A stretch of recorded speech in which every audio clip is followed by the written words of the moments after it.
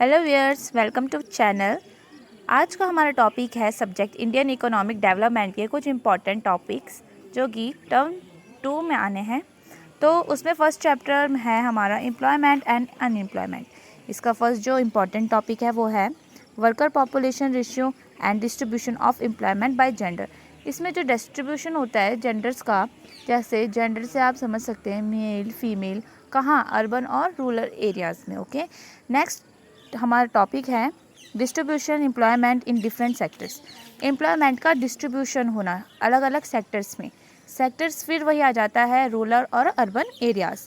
फिर थर्ड हमारा पॉइंट है casualisation and informalisation of work face and informal and formal sector. ये दोनों हैं, ये अलग अलग टॉपिक है। इसके बेसिस में मैं यूट्यूब में एक वीडियो डाल दूँगी आपके पढ़ने के लिए, जो आपको ईजी कर देगा।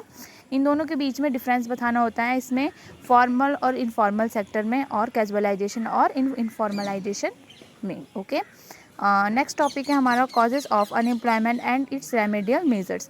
अब इसमें हमारा है कि अनएम्प्लॉयमेंट में क्या क्या कॉजेज़ हैं और हम उनको कैसे सुधार सकते हैं, अनएम्प्लॉयमेंट को जो हमारी बढ़ती जा रही है।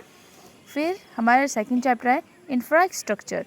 इंफ्रास्ट्रक्चर में पहला है, देखिए इंफ्रास्ट्रक्चर्स के बारे में तो आप सारा पढ़ेंगे, लेकिन आपको इसमें इम्पॉर्टेंस ऑफ इंफ्रास्ट्रक्चर ज़रूर पढ़ना है, ये आपके एग्ज़ाम में आ सकता है। सेकंड है टॉपिक है आयुष एंड मेडिकल टूरिज्म। देखिए आयुष इसमें अलग टॉपिक है और जो मेडिकल टूरिज्म है ये एक अलग टॉपिक है। नेक्स्ट टॉपिक है tier system and health of health and हमारा नेक्स्ट चैप्टर है environment and sustainable development.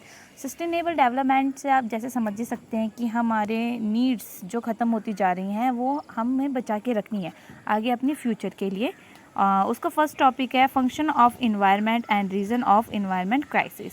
Second air pollution, its causes and way to control air pollution. जैसे कि एयर पोल्यूशन बहुत होता जाता है, जैसे आपने दिल्ली में बहुत एयर पोल्यूशन होता है, ये तो आप अक्सर न्यूज़ में जानते हैं।